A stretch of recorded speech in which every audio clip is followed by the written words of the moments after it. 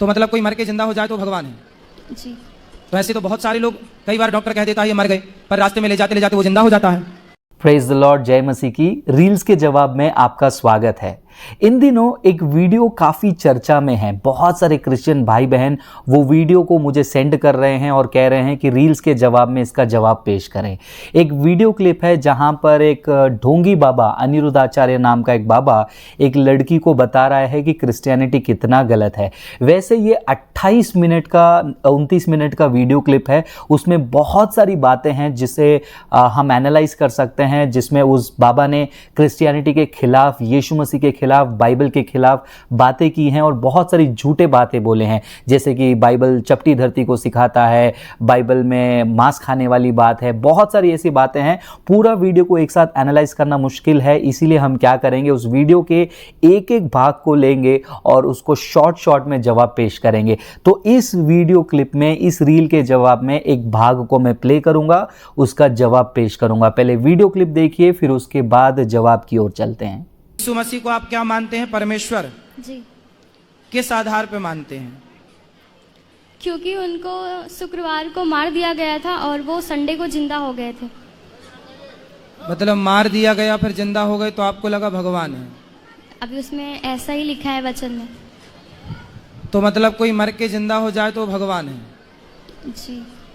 तो ऐसे तो बहुत सारे लोग, कई बार डॉक्टर कह देता है ये मर गए, पर रास्ते में ले जाते वो जिंदा हो जाता है। ऐसा हुआ कई बार कि अर्थी निकल गई और वो उठ के बैठ गया, तो आप उसे भी भगवान मान लोगे? बेटा, कई बार ऐसा हुआ कि डॉक्टरों ने मृत घोषित कर दिया, शमशान ले जाया जा रहा था और शमशान ले जाते वो आदमी उठ के बैठ गया। ऐसा हुआ है कई बार, हाँ या ना? हाँ। फिर तो आप भगवान मान लो। ऐसे तो फिर बहुत भगवान हो जाएंगे, फिर आप किस किस को भगवान मानोगे? ये वीडियो क्लिप एक अच्छा उदाहरण है पास्टर्स के लिए, बिलीवर्स के लिए, ये सीखने के लिए कि चर्च में जाकर केवल यीशु मसीह से प्रार्थना करना, विश्वास करना ही काफ़ी नहीं, बल्कि आपका विश्वास का बुनियाद क्या है, आपका विश्वास के प्रति सबूत क्या है, ये भी जानना बहुत ज़रूरी है। जैसे इस लड़की ने कहा कि वो यीशु मसीह को परमेश्वर इसीलिए मानती है क्योंकि यीशु मसीह मर कर जी उठा, लेकिन तुरंत इस ढोंगी बाबा ने उसको कैसे काउंटर किया कि ऐसा देखा जाएगा तो ऐसे केसेस सुनने मिले हैं, डॉक्टर ने कहा ये मर गया, उसकी अर्थी जा रही है, वो दोबारा जिंदा हो गया। तो ऐसे प्रश्न का उत्तर कैसे दे, ये शिक्षा लेना भी बहुत ज़रूरी है।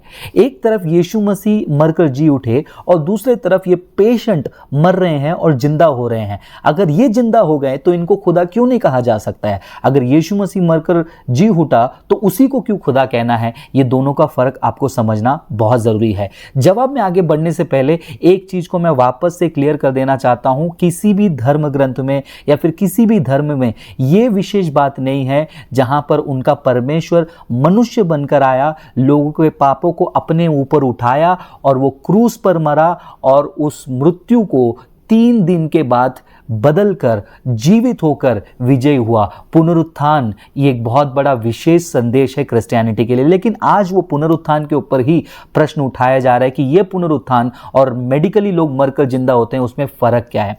सबसे पहले यीशु मसीह का मृत्यु कैसे हुआ ये जानना हमारे लिए बहुत जरूरी है। यीशु मसीह का मृत्यु और उससे जुड़े हुए ऐतिहासिक सबूत, यीशु मसीह के पुनरुत्थान से जुड़े हुए प्रश्नों के उत्तर, सभी का वीडियो लिंक मैं डिस्क्रिप्शन में दे रहा हूं, क्योंकि ऑलरेडी इस विषय पर डिटेल पर इस चैनल पर चर्चा हो चुकी है। तो प्लीज वो लिंक्स को ओपन करके उन वीडियो को देखना। लेकिन शॉर्ट में यहां पर जवाब पेश करता हूं।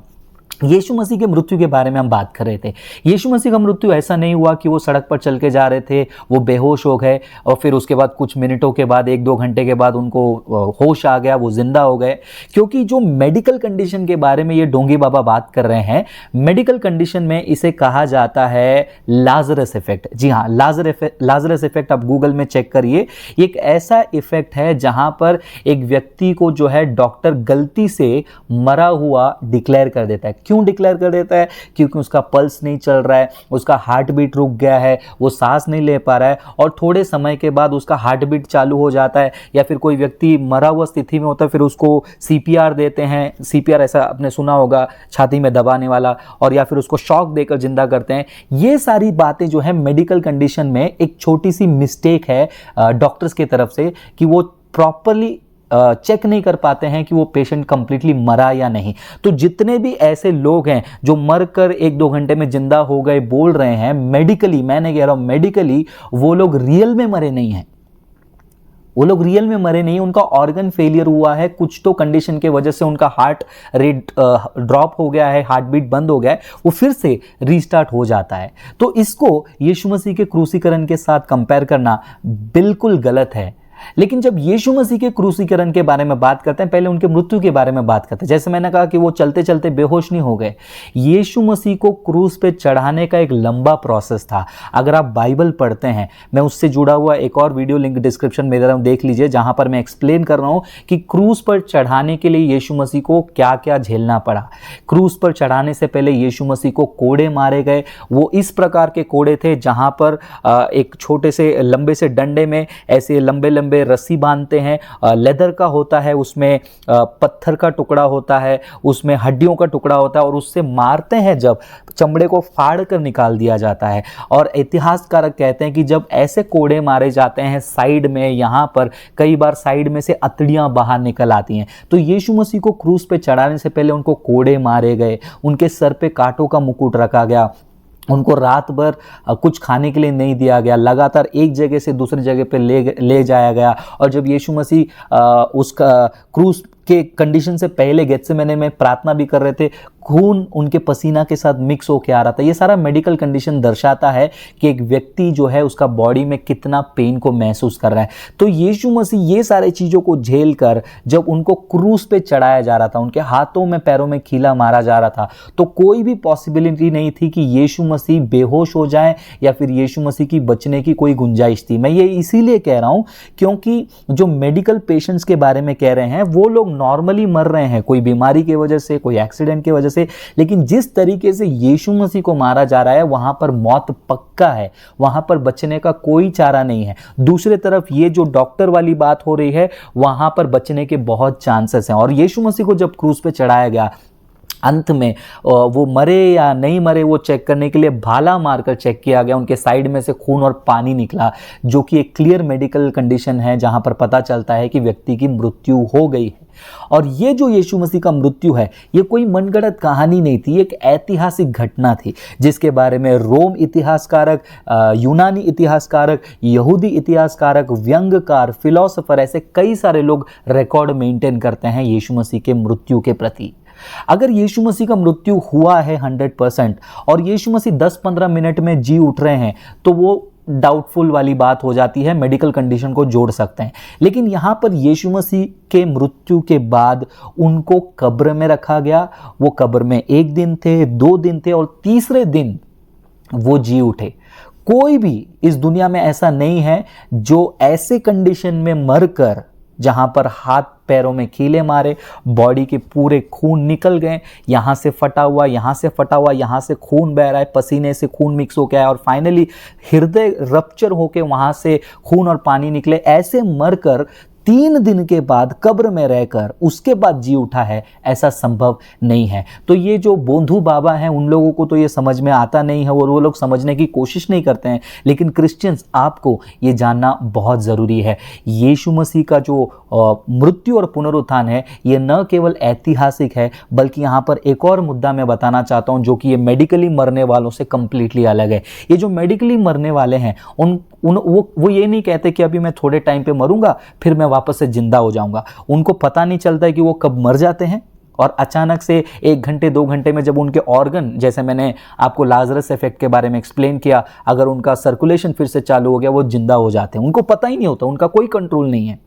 लेकिन यीशु मसीह के बारे में जब हम बात करते हैं, यीशु मसीह जो परमेश्वर हैं वो मनुष्य बनकर जन्मने से पहले ही उन्होंने भविष्यवाणी की है कि वो इस पृथ्वी में आकर आपके, मेरे, इंक्लूडिंग ये ढोंगी बाबा के पाप को अपने ऊपर उठाएंगे, उसके लिए मरेंगे और वो दोबारा जी उठेंगे। नए नियम में भी अगर आप देखेंगे कम से कम 5 से 6 बार यीशु मसीह बार बार प्रोफेसी करते हैं, भविष्यवाणी करते हैं कि वो मरेंगे और वो जी उठेंगे। कुछ रेफरेंसेस मैं आपको देना चाहता हूं। मत्ती की किताब 16 अध्याय में आप वचन 20 से लेकर 23 तक पढ़ लीजिए। उसी अध्याय में उसी किताब 17वां अध्याय वचन 22 से लेकर 23, मत्ती की किताब 20वां अध्याय वचन 17 से 19 में पढ़िए, जहां पर यीशु मसीह खुद से कहते हैं कि वो मारे जाएंगे और वो दोबारा जी उठेंगे। अब ये वाली बात कंप्लीटली यूनिक है, जहां पर यीशु मसीह कह रहे हैं, उनको पता है कि वो मरेंगे और वो दोबारा जी भी उठे हैं। लेकिन ये मेडिकल पेशेंट्स का कहानी ऐसा नहीं है। तो यीशु मसीह का पुनरुत्थान ये केवल एक मेडिकल तरीके से 1-2 घंटे में होने वाली, रीस्टार्ट होने वाली लाजरस इफेक्ट नहीं थी, बल्कि क्रूस के उस बहुत ही क्रूर मृत्यु के बाद 3 दिन कब्र में रहकर तीसरे दिन जीवित हो उठना एक विशेषता है। और यीशु मसीह का पुनरुत्थान क्यों हुआ? ताकि आप और मैं पाप और श्राप से उद्धार पा सके। यीशु मसीह के क्रूस से जुड़े और पुनरुत्थान से जुड़े कई सारे सवाल उठाए गए हैं। उन सारे सवालों का जवाब मैंने पेश किया है, जिसका लिंक मैं आपको डिस्क्रिप्शन में दे रहा हूं। लेकिन यीशु मसीह के पुनरुत्थान को चैलेंज करते हुए ये ढोंगी बाबा एक और पॉइंट को बताएगा, जिसे मैं प्ले कर रहा हूं। आप उसे भी सुनिए, उसका भी जवाब शॉर्ट में पेश करके इस वीडियो को अंत करेंगे। आप कहती हो कि वो मर के जिंदा हो गए। अरे छोड़ो, भगवान श्री कृष्ण के गुरुजी सांदीपनी का बेटा कई साल पहले मर गया था, उसकी हड्डियां तक नहीं थी। गुरुजी के मरे हुए बेटे को यमपुरी से कृष्ण भगवान लेकर आए और मरे को जिंदा किया भगवान ने। आपने ये नहीं पढ़ा होगा अपने भगवान के बारे में। इस कहानी को मैंने भी पढ़ा है, लेकिन इस कहानी के बारे में एक छोटा सा प्रश्न मैं उठाना चाहता हूं। यदि ये प्रश्न का जवाब ये ढोंगी बाबा दे दे तो तुरंत मैं अपना चैनल डिलीट करके उनके शरण में बैठकर उनके साथ मिलकर मैं भजन करूंगा। या तो ये बाबा दे या फिर इनके ढोंगी फॉलोअर्स कोई भी दे दे। ये जो घटना बताया, इसका ऐतिहासिक सबूत कहां पर है?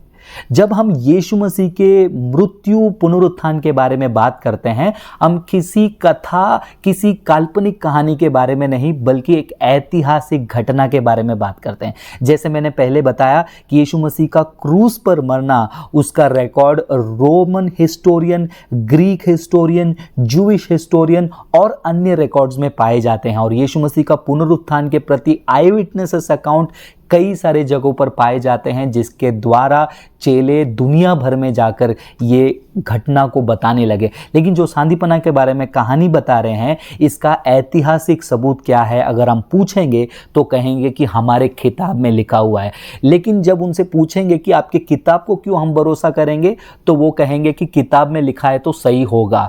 इसे फिलॉसफी में सर्कुलर आर्ग्यूमेंट कहते हैं। सर्कुलर आर्ग्यूमेंट का मतलब क्या होता है? आप एक तर्क को सच्चा कहते हैं और पूछेंगे कि वो तर्क सच्चा क्यों है, तो उसको सच्चा साबित करने के लिए आप खुद का एक किताब बताओगे। और वो किताब सच्चा क्यों है पूछेंगे तो बोलेंगे कि वो किताब सच्चाई है, इसलिए उसमें लिखी हुई बातें सारी सच्ची होंगी। ये कहानी सच है। क्यों सच है? क्योंकि ये किताब में लिखा है। ये किताब क्यों सच है? क्योंकि ये कहानी सच है। तो ये गोल गोल घुमाने वाली सर्कुलर आर्ग्यूमेंट इनके पास बहुत होगी। लेकिन हम यीशु मसीह के क्रूस और पुनरुत्थान के बारे में जब हम बात करते हैं, हम कोई कथा कल्पना के बारे में नहीं, बल्कि एक ऐतिहासिक घटना के बारे में बात कर रहे हैं। वीडियो को समाप्त करते करते मैं ये कहना चाहूँगा, जैसे उस लड़की ने कहा, मैं भी कहता हूँ कि यीशु मसीह मृतकों में से तीसरे दिन जी उठा, इसीलिए वो परमेश्वर है। दुनिया में बहुत सारे बड़े बड़े महान लोग आकर गए, बहुत बड़े बड़े भगवान बोलने वाले आकर गए, लेकिन कोई भी इंसान के पाप के लिए अपने आप को बलि चढ़ाया नहीं, इंसान के पाप को अपने ऊपर उठाया नहीं। किसी ने अपना जान नहीं दिया ताकि हम मुक्ति पाएं, और मरकर तीसरे दिन कोई जिंदा नहीं हुआ। केवल वो यीशु मसीह है जो आपके और मेरे पाप को खुद पर उठाया, क्रूस पर मरा और तीसरे दिन जैसे भविष्यवाणी किया वैसे जी उठा। रील का जवाब सीरीज जारी रहे, ऐसा प्रार्थना करें और अगले वीडियो में मिलेंगे, ये हमारी कोशिश रहेगी। तब तक नए हैं तो चैनल को सब्सक्राइब करें, वीडियो को लाइक करें और दूसरों के साथ शेयर करें। God bless you.